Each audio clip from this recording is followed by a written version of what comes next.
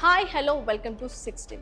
హిందువులు ఈ ఏకాదశికి చాలా ప్రాముఖ్యతను ఇస్తారు. ఈ ఏకాదశి రోజున మహావిష్ణువును భక్తి శ్రద్ధలతో పూజిస్తారు.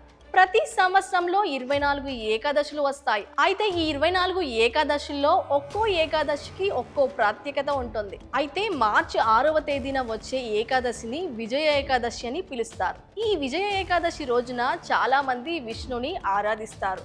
అంతా బాగానే ఉంది, కానీ ఈ విజయ ఏకాదశి రోజున విష్ణుని ఎలా పూజించాలి, ఎలా పనులు చేయాలి, ఎలాంటి పనులు చేయకూడదు అనే విషయాల గురించి తెలుసుకునే ప్రయత్నం చేద్దాం. విజయ ఏకాదశి నాడు హిందువులు చాలా మంది విష్ణుమూర్తిని భక్తి శ్రద్ధలతో కొలుస్తారు. ఉదయం నిద్రలేచి తలస్నానం చేసి మహావిష్ణువుకు విశేష పూజలు చేస్తారు. అయితే ఈ ఏడాది విజయ ఏకాదశి బుధవారం నాడు వస్తుంది. మరి ఈ ఏకాదశి రోజున ఏం చేయకూడదు అంటే, మనం విజయ ఏకాదశి రోజున అన్నం తినకూడదు. ఎందుకంటే అందులో ముర అనే రాక్షసుడు ఉండి అన్నం తినడు.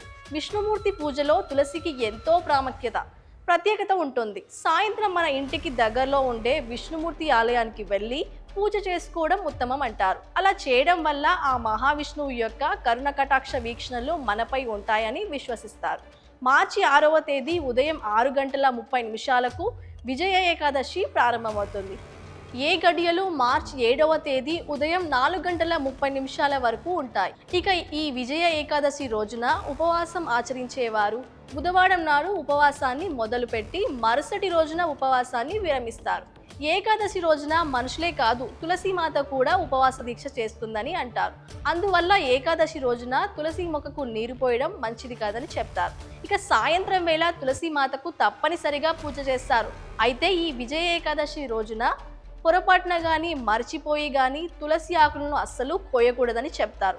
ఇక విజయ ఏకాదశి రోజున చేయవలసిన ముఖ్య పని ఏమిటంటే, ఆ రోజున బియ్యం, వస్త్రాలు దానం చేయడం మంచిది అంటారు. ముఖ్యంగా పేదలకు వాటిని దానం చేయడం వల్ల మన ఇళ్లలో సంతోషం వెల్లివిరుస్తుందని నమ్ముతారు. అలాగే ఇంట్లో ఆర్థిక సమస్యలు ఏవైనా ఉంటే అవి తప్పక పరిష్కారం అవుతాయని విశ్వసిస్తారు. అంతేకాదు మన జాతకంలో చంద్రుడు బలపడి మనం కోరుకున్నది సాధించడానికి వీలవుతుంది. మరిన్ని లేటెస్ట్ అప్డేట్స్ కోసం చూస్తూనే ఉండండి.